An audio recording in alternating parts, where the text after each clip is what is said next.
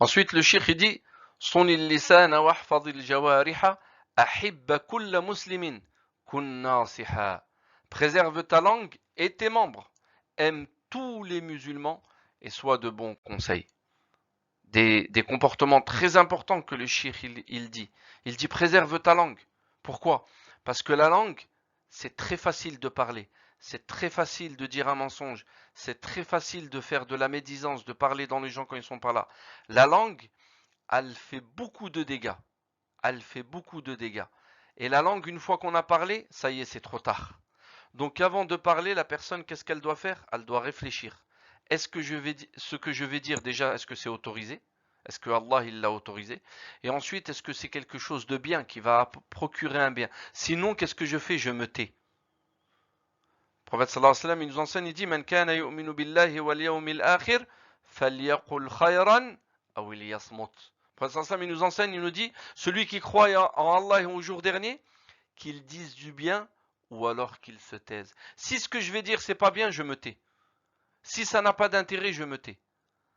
Et alors que dire de choses qui sont interdites à dire, comme des insultes, comme le mensonge, comme parler sur les gens quand ils sont pas là, la médisance? Non, je fais attention à ma langue. Moi, je vais rendre des comptes. Le jour du jugement dernier, tout ce que j'ai dit, je vais rendre des comptes. Alors, le croyant, la croyante, elle fait attention à sa langue. Elle préserve sa langue. Elle ne dit que du bien. Ou alors elle se tait. Et il dit, son lisana wahfadil jawariha. Qu'est-ce que ça veut dire préserve tes membres? Ça veut dire Allah il m'a donné des mains, il m'a donné des pieds, il m'a donné des yeux.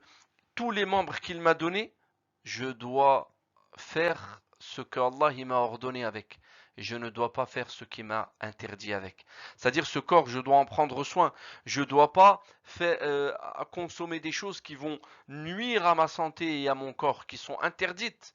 Je dois pas avec ces membres-là taper quelqu'un, faire du mal à quelqu'un. Parce que ces membres-là, si je ne les préserve pas, si je fais du mal avec, eh ben Allah il va être mécontent de moi. Comme on a vu dans le hadith, Al-Muslimu man salima al-muslimuna min lisanihi wa yadihi.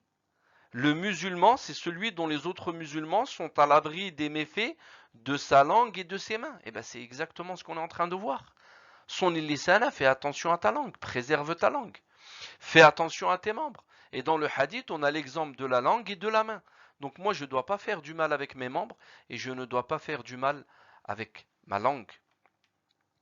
Et ensuite, il dit Ahibba kulla muslimin. Et ça, c'est très important. Je dois aimer tous les musulmans, sans exception, qu'ils soient de l'Asie, ou qu'ils soient de l'Afrique, ou qu'ils soient de l'Europe, peu importe le continent, du moment qu'il est musulman, je dois l'aimer. Pourquoi? Eh bien ça, c'est ce que le prophète sallallahu alayhi wa sallam, qu'est-ce qu'il nous a dit? Al-muslimu akhul muslim. Le musulman, c'est le frère du musulman. Donc moi, je dois aimer le musulman. Peu importe sa nationalité, peu importe son origine, peu importe sa couleur, je dois aimer. Ahibba kulla muslimin, tous les musulmans, sans exception aucune. Kun nasiha, très important, donner le bon conseil, de la bonne manière, mais je dois donner le bon conseil. Un exemple de bon conseil, mon frère, ma sœur, la prière c'est important, il faut prier. Ça c'est un exemple de bon conseil. Un autre exemple de bon conseil, écoute pendant le cours. Pourquoi est-ce que tu parles, tu rigoles et tu fais des bêtises? Ça c'est un bon conseil. Tous les bons conseils, tout ce que j'aimerais avoir pour moi comme bon conseil, je dois le donner aux autres. Être de bons conseils.